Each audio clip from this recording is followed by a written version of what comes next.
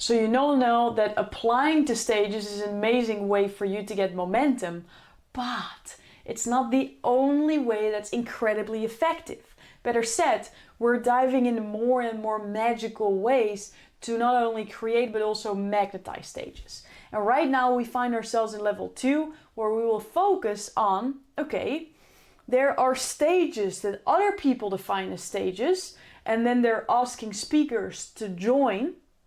Now we're going to look at when we think of what stages are. Can we create stages that other people might not see the opportunity to yet? An example. When I started to ask myself, where can I practice my keynote? Where can I get more practice? And where can I really get feedback from a real audience that doesn't know me yet? I started to look through my own network, all the people I know. I started to look through my contact list, through my WhatsApp list, through my LinkedIn list, my Facebook friends, my Instagram followers, my family members, my neighbors, the people that I knew from past jobs, right? And I started to ask myself, where are groups already coming together without a speaker, but it would be useful for them sometimes to get a speaker to share something inspiring. And the first person who popped into my mind was my aunt. Because my aunt is a teacher for high school students, and she was teaching in that time something around entrepreneurship. And I'm like, okay, I can do something around that theme, and I can practice what I have to share in that group, because they're looking at my aunt to my aunt's face the entire year. They probably can use some variety. And I think my aunt would really appreciate if I would help her out, basically by creating a whole class for an hour and entertain her students. So I said to her, like, would this be a fun idea? Can I just do like a guest lecture or something like this? I don't know if you ever do it, but can we create that opportunity together? And she was so enthusiastic. She said, Lori, that's a great idea. Why don't you come next week? I'm like, oh my God. So this was me standing there in front of, what was it, like maybe 10, 15 people. Some of them were on their phone the entire time. But it gave me practice in a different environment, in front of different people. I got different kind of questions. Some people understood one part, but the other part, they were clueless. So I got so much data that helped me get to the next part. So for you, it's a fun question to think, what are opportunities where people could use a speaker, they just don't realize it yet. And this gives me the reps, or this gives me paid opportunities that are actually not there when I don't create them. For example, what about certain meetings or conferences that maybe you've went to, but they don't have that spark in the beginning of that, or that spark in the end. Some conferences have what they then call an inspirational speaker, but some may not. So what if you just create that opportunity for yourself? You say, hey, I went to this conference last time and this is what I've been up to, and I really think that I could help you with the lineup by doing something in the beginning to get them in a beautiful state. Would that be something you might be interested in? And depending on where you are on your journey, and we're going to also later on look at monetization strategies, how you can get paid doing that, also in a way where the host can almost not say no. They're always like compelled to say yes because they're winning with you. You're going to learn creative ways around that. But now you're creating new speaking opportunities that were not there before. The beauty of this is you don't have to stand out along a lot of other applicants, right? You are creating your own opportunities. So now you have more of a conversation with the host, how you can actually add value to them. Isn't that freaking cool? So another thing that I started to really, really wonder in this stage was like, okay, I'm starting to get the reps in. I need to be prepared. People out there are talking about a speaking agent. I think I need a speaking agent as well. So I started to interview a lot of speaking agents, and I actually did this for Lori the podcast. You can listen to some interviews if you want. One was actually with a speaking agent of Mel Robbins. Like at some point I was talking to all the big players.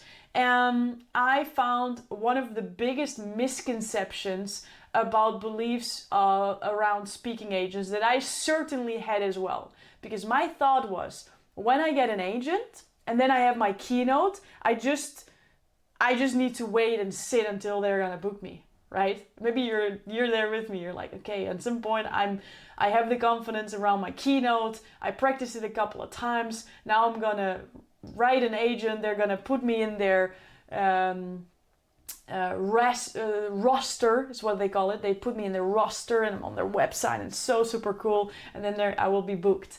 And yeah, that's not true. I have to burst your bubble. I'm sorry if you thought this was going to be it. It's not.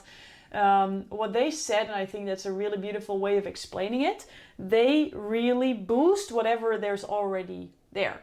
So if you have not a lot of gigs and also not paid, then they're just gonna boost that, which is basically nothing. So in the beginning, it's really up to you to create that momentum. Now, once you start to really get paid for speaking gigs, like most of them are at least 5,000 euros or dollars, because they need to earn something with this as well, right? Like it makes total sense if you think about it. I just didn't think about it too long, I guess, because I thought this is gonna be easy. It's not, or it is. It can be easy and fun if you follow the steps which we're going through now.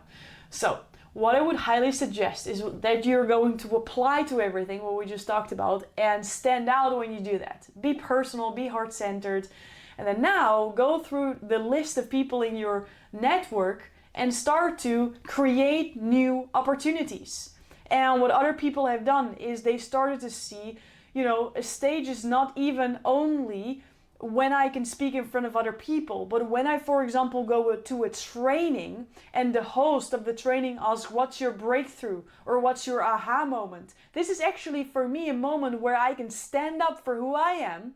I'm comfortable and confident speaking my truth, and then other people see you, they get an emotional connection with you, and it will be easier for them to have a conversation with you later.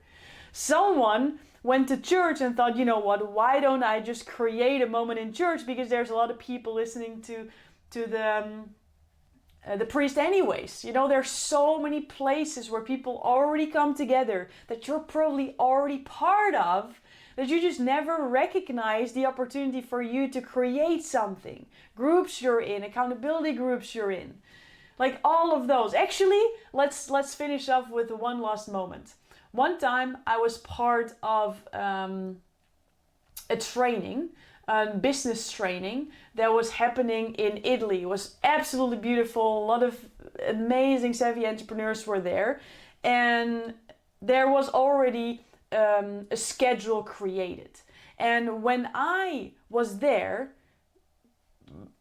like being a speaking coach, I thought, there's no real moment where we're talking about speaking skills, even though it's so important, because when you can articulate your value in a better way, people understand the value, people are easier to say yes. And then when you know how to create emotional connection and open loops and all those beautiful things, like they need to know all of this. So I asked the host, I said, hey, you're doing such an amazing job, this is an amazing program, and I was wondering, would it be okay if I just share what I know to the people there about public speaking, because I really think it's in line with what you want to create, which is basically helping the people there to have more impact and more income, and it will help them to learn about speaking. Would it be okay? And for me, it was an amazing place to do it again and get more reps and get more feedback, get more footage.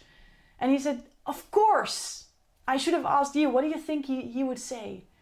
If someone had said, hey, can I contribute to you? I don't need anything in return. Of course. And I can tell you, and we're not yet in the monetization, but I 15x'd my investment doing a free speaking engagement because people were so memorized and other people wanted to work with me later. So we're going to go into the monetization part, but you already get some free nuggets. Right now, it's really about getting you on stages. You know you can apply, you know that you now can create your own thing as well. So go through your list of people and start to reach out to them, because people need to hear you. They're ready for it. They just don't know that you exist yet. So let's get you on some stages.